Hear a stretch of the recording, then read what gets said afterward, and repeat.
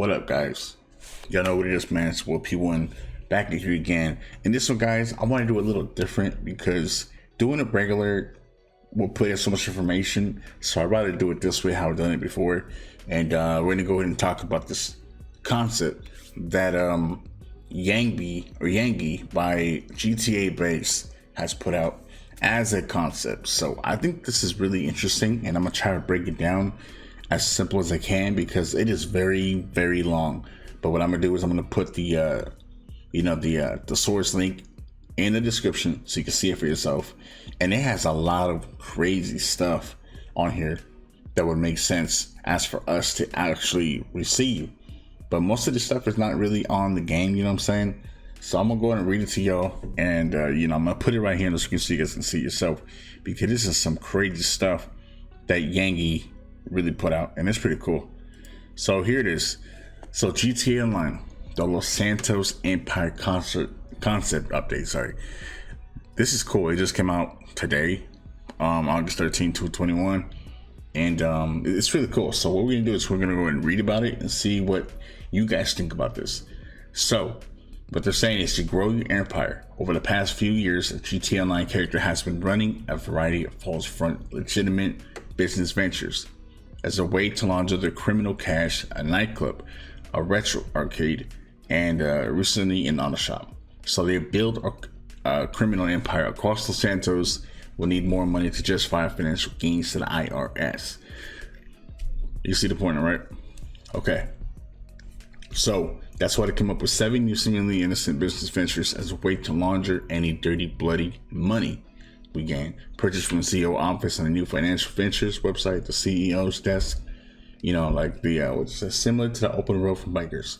Players can indulge in a variety of new, exciting, and interactive businesses, each within a hidden underground bunker, holding the same level of storage space as seen in after-hours nightclub business, as well as a safe to bring a passive income from civilian guests. So each of the business will have 4 or 5 locations around the map with an NPC run variant of most of it available in newly refurbished Rockford Plaza Mall. So it'd be pretty cool to actually see a mall, you know, because we don't have a mall. We have one that's just sitting there and it's never been open since the beginning of 2013, and it's still not open yet. So what they're saying, they have all these things that we already have, and they can actually put those in place and give us something that we could use as far as the Empire DLC. So what they're saying is to bring passive income, make as much money as you can. Obviously the IRS is after your. All right, so each business will have 4 or 5 locations, which is cool.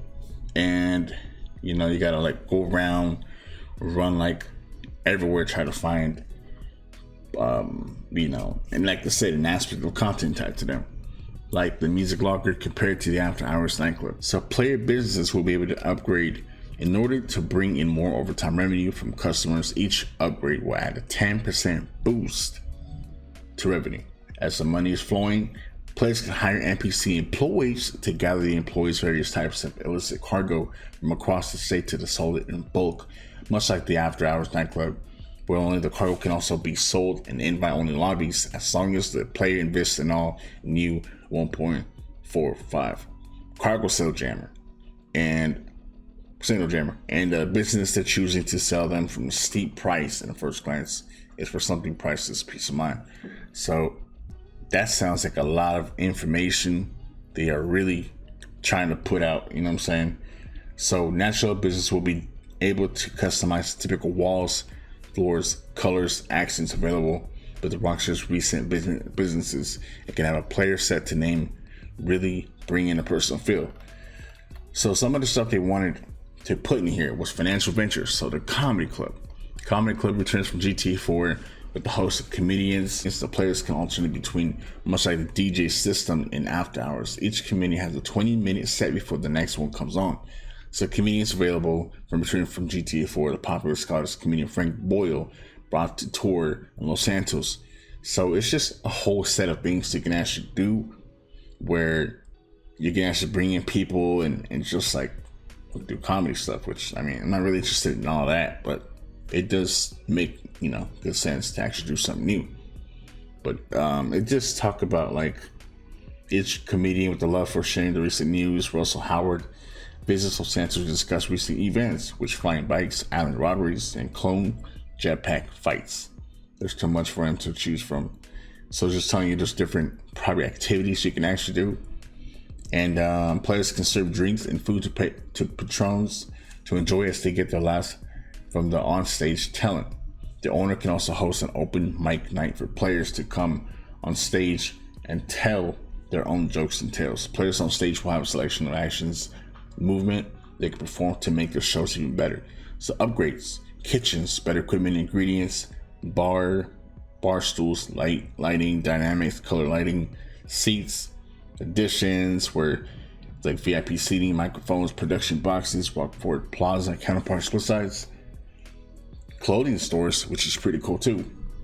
It just shows a whole list of their like jackets, tops, bottoms, shoes, hats, accessories, upgrades and additions and stuff like that.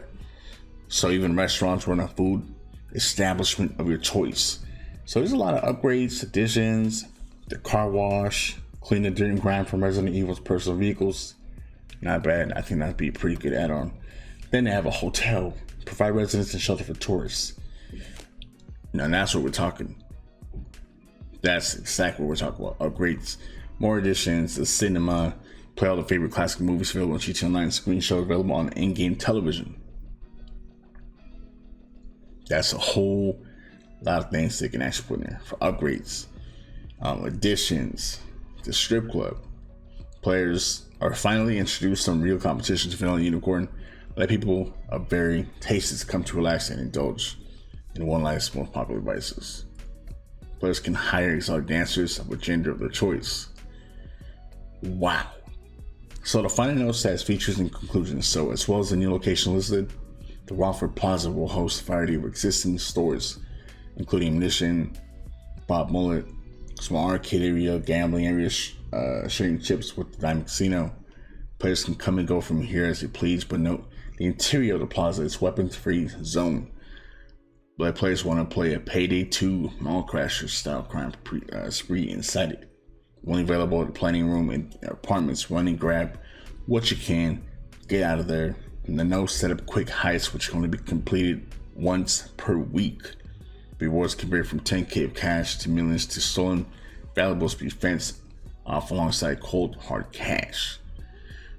Wow, that's and it says that's pretty cool. This update also reintroduces the ball sack stock market to GTA Online. Determined by the investments of other players in the community, players can attempt to sway businesses in a direction by visiting them and spending more money there or firing rockets at a competition. Yo, that is crazy. Anyways, here you have it. A lot of information you can actually check out for yourself. Go through it, see what you like, put in the comment section what you think. Subscribe, drop a like, turn the bells on. Also, check out the super features as well, right below as to you enjoyed the video. Big shout out to Yagi, or what, I forgot what his name was. Yangi. There we go. Yangi. Big shout out to GTA Base, man. This is a really great concept. You guys go ahead and check it out. And then that's all I got for today. Peace, y'all.